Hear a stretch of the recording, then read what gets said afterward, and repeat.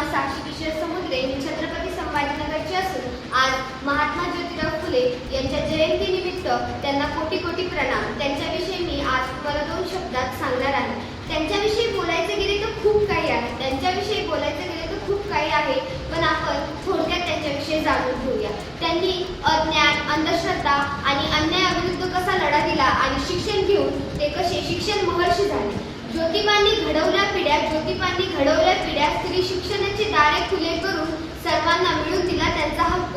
आज इथे उभी आहे ते फक्त आणि फक्त ज्योतिराव फुले, महात्मा ज्योतिबा फुले यांच्या उपकारांमुळे किंवा त्यांच्या त्या धाडसामुळे, जिद्दीमुळे आणि संघर्षामुळे. केले तुम्ही संघर्ष आमच्यासाठी, आम्हा खुले करून दिले दार शिक्षणाचे. तुमचे ओझे उत्तराचे कधीही मिटणार नाही आणि तुमची आठवण कधीही आमच्या मनातून जाणार नाही. प्रत्येक स्त्रीला त्यांनी लढण्यासाठी आणि त्यांचे हक्क मिळवून देण्यासाठी प्रत्येक वेळीच लढा दिला आणि त्या लढ्यामुळे आज मी इथे उभी आहे आणि त्यासाठी त्यांना माझे धन्यवाद. आता मी तुम्हाला सांगू इच्छिते की त्यांनी अन्यायाविरुद्ध लढा कसा दिला. लहानपणापासूनच ज्योतिरावांना शिक्षणाची फार वेळ. कुठलेही पुस्तक असो, कसेही असो ते हातात घेऊन ते पूर्ण वाचून काढणे हा त्यांचा निव्वळ मात्र छंद. माळी समाजातले ज्योतिबा फुले यांना शिक्षणाचा हक्क खूप कमी मिळाला. म्हणजे त्यांचे जे वडील होते त्यांना असं वाटत होतं यांनी शिक्षण घेण्याऐवजी दुसरं काहीतरी करावे, पण यामध्ये त्यांच्या आत्याची त्यांना खंबीरपणे साथ मिळाली.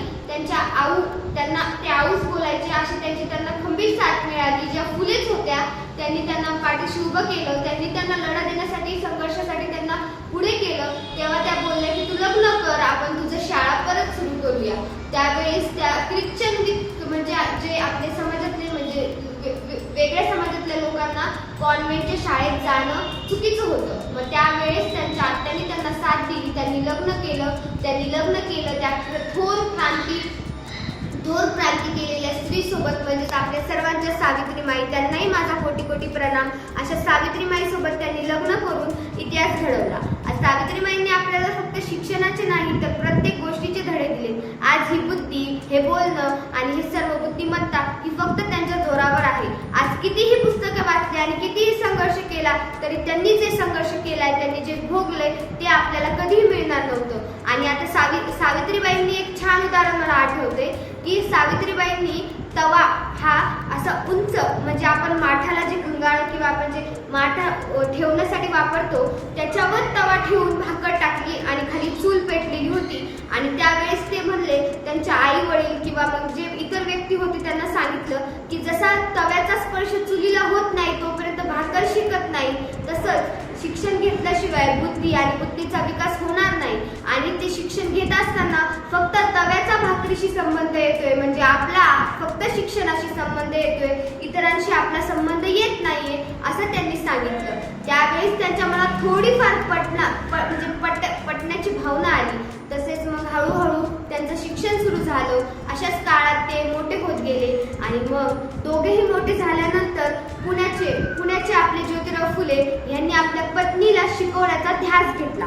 पत्नीला शिकवत असताना अनेक अडचणी आल्या. जेव्हा ज्योतिबा शिकवायचं म्हणायचे तेव्हा त्या नव्हत्या म्हणत. त्यांना शिक्षण आणि हे सगळं जमत नव्हतं, हिशोब करायला जमत नव्हतं, कुठलीच गोष्ट येत नव्हती. तेव्हा त्यांनी त्यांना शिकवलं आणि त्यांनी बघितलं की ही स्त्री सामान्य नसून ही ज्ञानी आहे. हिला कुठलीही गोष्ट, प्रत्येक गोष्टीला कसे उत्तर द्यावे, कसे बोलावे, कसं करावे हे सगळं समजते.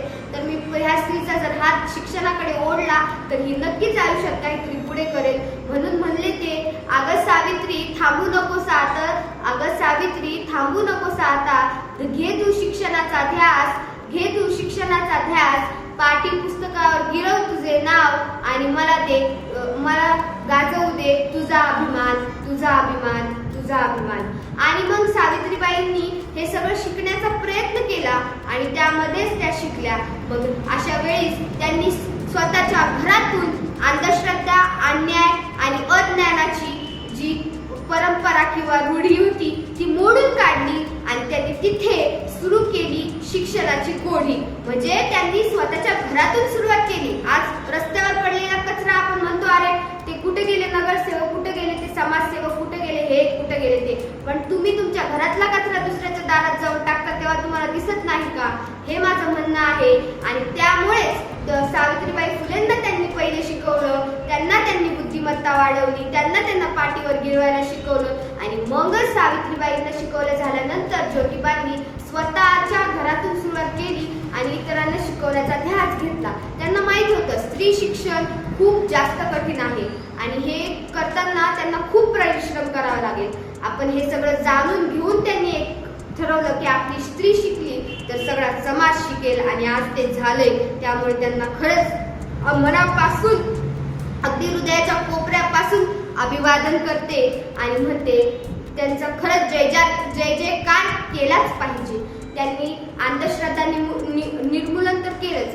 आता बघा, ज्योतिबांच्या ज्या पत्नी होत्या त्यांनी लहान वयातच आपल्या मैत्रिणीला सती जाण्यापासून वाचवले होते. सतीबंदी प्रथा होत असताना इंग्रजांनी सुरू केली असताना सुद्धा ब्राह्मणांनी काय सांगितलं की जोपर्यंत ही बाई सती जात नाही तोपर्यंत हिच्या नवऱ्याला पुण्य मिळणार नाही किंवा त्याच्या नवऱ्याच्या आत्म्याला शांती मिळणार नाही. कुठली ती आत्मा, कुठले ते पुण्य, कुठले ते काय, अहो जमिनीत जायचंय, शेवटी मातीच होणार.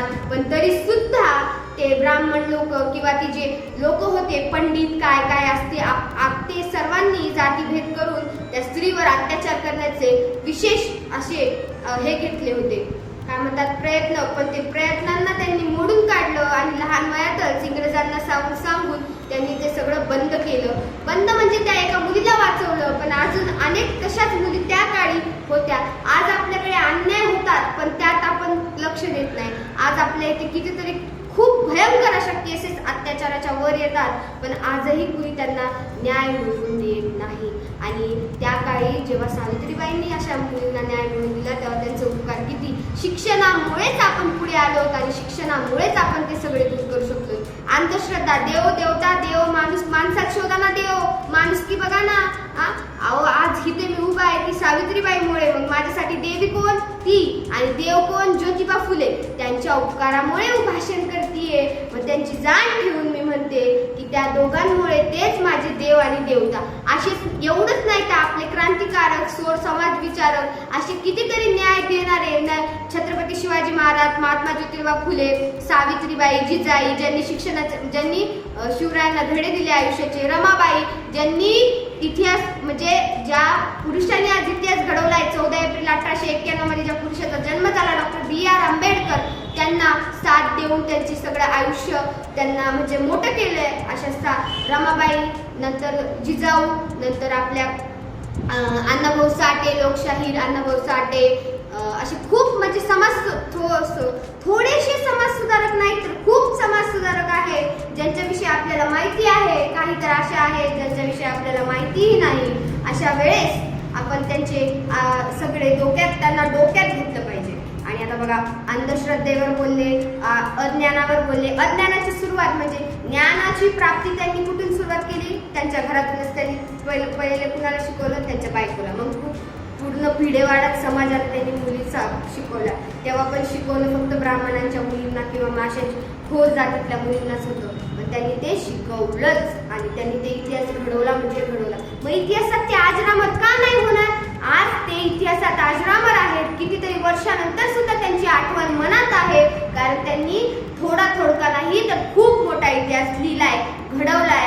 आणि त्यांच्यामुळे आज मला आणि अनेक माझ्यासारखे प्रेक्षक हो, तुम्हाला आमच्या स्पर्धकाचा व्हिडिओ नक्कीच आवडला असेल. आता या स्पर्धकाला जिंकवून देण्यासाठी तुम्ही सुद्धा मदत करू शकता. या स्पर्धकाचा व्हिडिओ लाईक करून, तसेच स्पर्धकाला प्रेरित करण्यासाठी त्या व्हिडिओवर कमेंट करून, आणि हो, जास्तीत जास्त लोकांपर्यंत हा व्हिडिओ शेअर करून. आणि हो, हा व्हिडिओ शेवटपर्यंत पाहिल्याबद्दल आपल्या सर्वांचे मनपूर्वक आभार.